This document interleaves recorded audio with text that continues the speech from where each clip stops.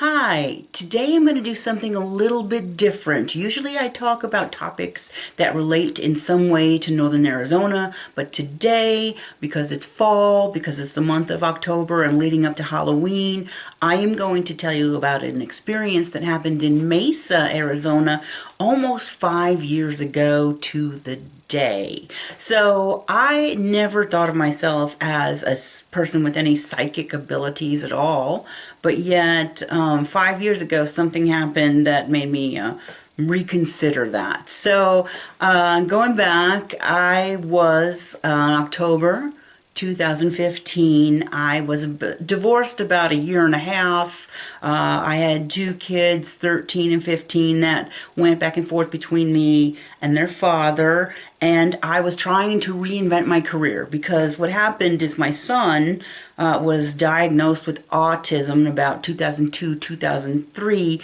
Prior to that, I had worked for Intel for years in the IT department, but having a son on the spectrum was just so overwhelming with all that really should be done to help him that I decided to stay at home with the kids for a few years. So this way I was able to take my boy to therapy. You know, you've got speech therapy, occupational therapy, physical therapy. I mean, everything. You have rehabilitation workers coming to your home to work with them. You have to take them to doctor's appointments. I mean, if you have any kind of a career, when you're sitting there and you are about to start a meeting in an hour that you are chairing and someone calls and says, come get your kid now, it's just not very good for your career. So anyhow, it didn't matter though, because my son was the highest priority at the time. So fast forward to 2015, I'm on a website and I get a message from a cute young guy in his 30s. I mean, really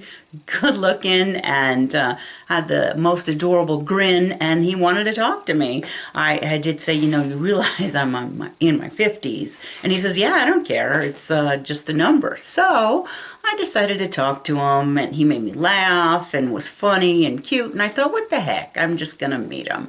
So we met one day in mid-October near his apartment in some grassy park area. I got to know him a little bit and thought, yeah, I'll give it another shot. I'll come back and see if we hit it off a second time. Now, Paul wasn't driving. His name was Paul.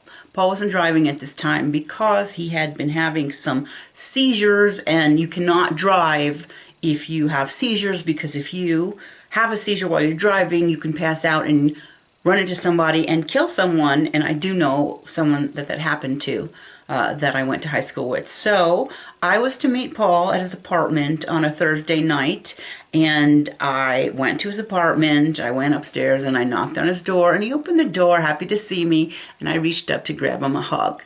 So while I am just 1 second in a hug embrace, right over here on the side of my head, in my right ear, as clear as day, I heard a male voice say, Paul's gonna die. And I'm like, what the hell what did I just hear? And I look, of course, there's no one there. I look at Paul, and he obviously didn't hear anything because he's acting normal. And of course, I'm not going to say, well, I just heard you're going to die. But I was a little bit freaked out.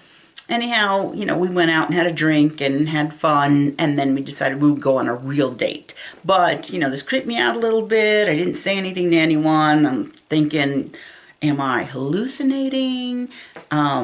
Maybe I'm schizophrenic, but you know, schizophrenia usually comes on between 18 and 24, so I didn't think it was likely that I'd suddenly be schizophrenic at 51, but you never know.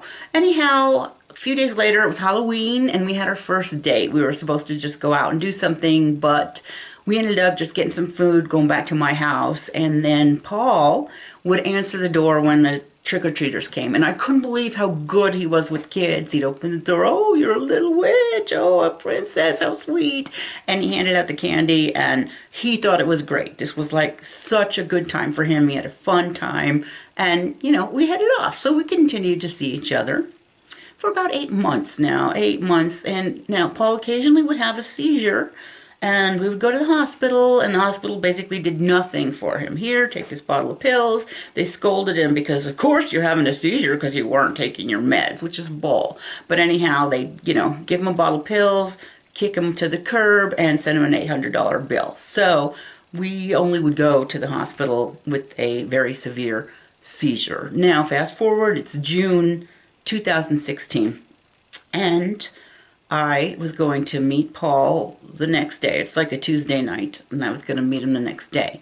So early in the morning hours of June 8th, the phone rings at 2:30 a.m., and it's Paul saying, "Dawn, honey, I've had 2 seizures and really bad. Please come get me and take me to your house." And at that point, it was like, oh my God, it's 2:30. Mesa, that's like a 20-minute drive to Mesa and back.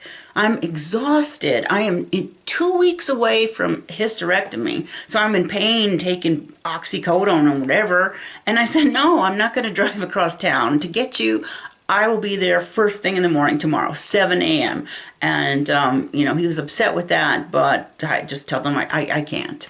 Tomorrow at 7. And I shut off the ringer and went to bed. So the next morning at 7, I look at the phone, there's no messages. I thought, that's odd. I send Paul a text, I'm on my way, or I'll be there at 7:30, blah, blah, blah. No answer. I call, nothing. But I'm thinking, he's sleeping, because if he has a bad seizure, usually he'll go into a deep sleep for like 12 hours after. So I head on over to his apartment after I look for his key, because I have a key to his apartment, but for some reason, today is the day I can't find it. So I go to the apartment and I knock on the door.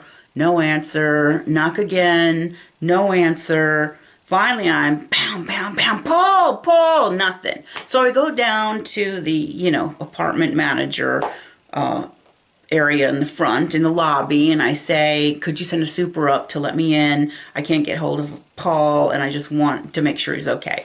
And she's like, no, we can't. Sorry. And I go, well, Paul's been having seizures lately, and I was supposed to meet him this morning, and I got no response. I really need to get in there. And she's like, no, not going to do it. So I'm like, okay, I'll just call 911. So I start dialing 911. I get the dispatcher, and suddenly the apartment manager's like, no, we'll go up. So I tell 911, no, it's under control.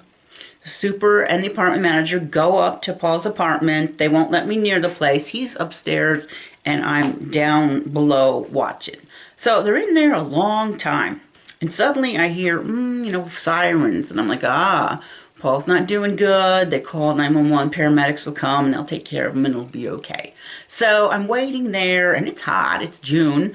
And I see suddenly the fire truck and the police go up. I see 4 firemen with those boards, 2 or 3 of those boards go up. Police go up. I'm waiting. Nothing's happening. A long time is passing. And I'll tell you, this is one reason I hate Harley Quinn, and I will never see that movie, is that Paul was a big Batman fan, and he had this Harley Quinn poster in his apartment, and the way the door was open, all I could see was the Harley Quinn poster and all these police and firemen and paramedics going around. So about 10, 15 minutes go by. Occasionally I'm like, come on, I know his medical history. Come talk to me. And they're like, nope, we'll be right there. I see all the paramedics leave with their little body boards, but no Paul. Still nothing's going on. I'm like, God, shouldn't you be getting a move on, taking care of him? And then finally, a couple of cops come down and bring me into the lobby. And of course, at that point, I know Paul had passed away. So yes, that was really sad. And I felt really guilty for not picking him up the night before.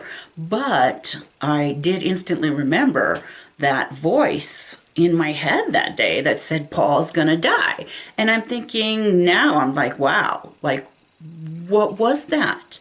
I don't think I was schizophrenic. Is it possible I'm getting a message from a spirit guide, or somebody on the other side that just wants to warn me, this is going to happen to you. Don't get too attached to this nice man. And that was it. So that may have helped alleviate the guilt a little bit. After someone passes close to, almost always you feel guilty about something, even though you're not responsible. But I think that helped with the guilt of me not picking him up. But it was weird. Now, I'll have to say there were maybe 2 other times in my life where I'd had a voice in my ear, right here, tell me something. And again, I'm not sure why it's about, why it's only happened 3 times. And I really think Spirit was just trying to warn me, hey, Paul's going to die. Just prepare, it's going to be okay. So That is my paranormal story of something that happened in Mesa, Arizona, almost exactly 5 years ago. This is different than what I usually post, so if you like it or if you don't like it, just write a comment below. Oh, don't ever do this again, or wow, that's interesting, tell me your other stories. And the rest of this month, I'm going to try to look for anything Halloween, maybe activities that are happening here in Northern Arizona. But for right now, that is what I wanted to tell you about. My name's Dawn Dickenson. I sell real estate here in Northern Arizona. My contact information is below if you have any questions about real estate, but I'm also going to post a couple of other links. One about grief support when someone dies, and then I'm going to post a link of a blog I wrote a few years after when I attended this grief support group after Paul had passed away, just because it's interesting. So I hope you have a great fall and Halloween, and I post every single week, so I hope to hear back from you. I hope you come back to hear what I have to say next week about Northern Arizona living.